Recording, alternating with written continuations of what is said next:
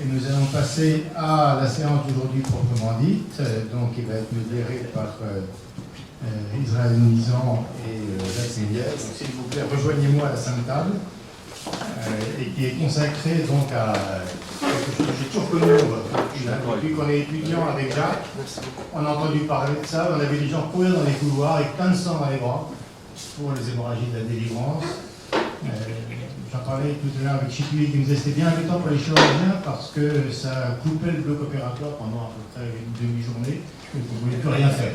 J'espère que les choses ont changé et je vous laisse la parole, Israël.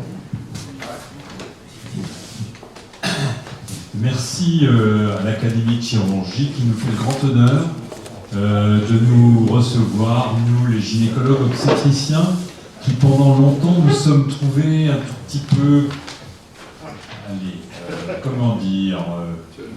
moqués par nos collègues chirurgiens, et parfois à juste titre, car il y avait parmi nous des collègues qui avaient une expérience, disons, modérée en matière de chirurgie.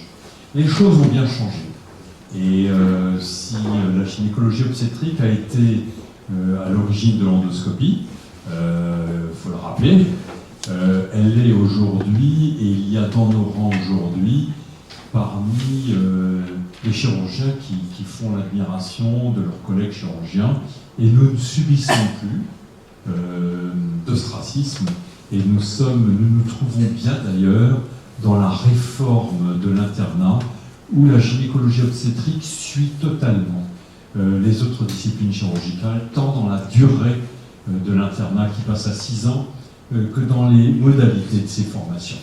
Et donc, nous sommes désormais arrimés, j'allais dire, au train chirurgical, avec une obligation pour nos jeunes d'apprendre de la chirurgie, même quand ils se destinent à la partie obstétricale de la spécialité, car même si on va diriger une maternité de 300 naissances, on peut avoir l'hémorragie de la délivrance qui est susceptible de tuer une femme si on n'est pas bon. À 3 h du matin, on ne peut pas appeler quand on est au fin fond de l'Ardèche, qui que ce soit pour aider. Et donc, accepter de faire des naissances, c'est accepter, ce qui n'était pas le cas il y a 30-40 ans, où certains CES n'avaient qu'un CES d'obstétrique et n'étaient pas chirurgiens. C'est accepter de pouvoir être confronté à une hémorragie de la délivrance, avec tout ce que cela comporte. Il y a encore des femmes qui meurent aujourd'hui, et on va le voir avec Catherine Deleu, dans notre pays d'hémorragie de la délivrance. C'est donc parfois une chirurgie très compliquée et très difficile, et vous les chirurgiens, vous ne devez plus normalement être trop confrontés à ce genre de problématique. Pour terminer ce petit mot introductif, je dirais que notre discipline, la gynécologie obstétrique, est tellement vaste, comme d'ailleurs la chirurgie, que plus personne ne peut tout en maîtriser. Ce qui veut dire qu'il y a un panier de soins. Le panier de soins, c'est ce qu'on estime complètement indispensable pour que quelqu'un puisse avoir le diplôme de gynécologue obstétricien. Et il est constitué aujourd'hui de manière assez précise et comporte un certain nombre de gestes chirurgicaux, dont le traitement chirurgical de l'hémorragie de la délivrance dont nous allons parler aujourd'hui. Mais cette formation initiale, de mon point de vue, j'ai changé à l'instant avec Richard Millet, ne suffit pas. Je suis, même si ça ne plaît pas à nos collègues, favorable à une certaine forme de recertification, peut-être pas à l'extrême qu'ont fait les Anglais, mais quand on regarde les chauffeurs routiers dans notre pays, ils sont obligés de repasser leur permis tous les 5 ans, et les chirurgiens, pas besoin. Et le collègue anglais qui me demandait quand est-ce que tu as passé ta dernière recertification, quand je lui ai dit que c'était le jour de mon diplôme de gynécologie obstétrique, je peux vous dire qu'il a tiré une drôle de tronche.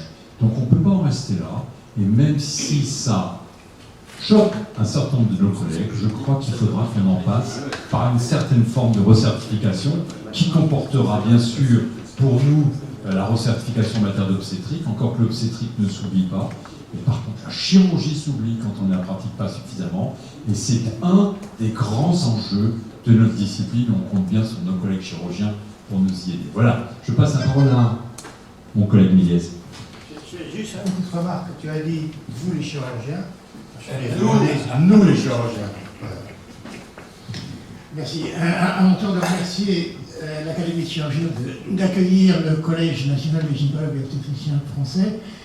Merci à président Julien, c'est lui qui a pris cette décision avec Philippe Marc l'an dernier, et puis le président Franco aujourd'hui. Je crois que c'est une excellente initiative. Merci aussi donc aux membres du collège d'avoir accepté cette séance, bien sûr son président, et mon vieil ami Gérard Lévy qui est là. Gérard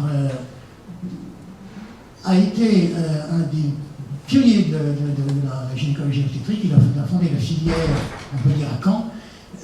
Il a été doyen de Caen. On peut dire, quasiment à lui tout seul gouverné la France à une certaine période.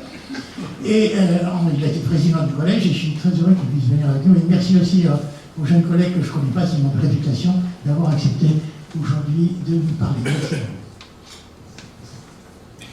Et je vais donner la parole à Catherine Deneux, qui travaille à l'INSERM et qui participe également à la commission de mortalité maternelle, pour vous dresser rapidement le tableau de l'hémorragie de la délivrance en France et de sa présence, de sa permanence et surtout de sa morbidité mortelle.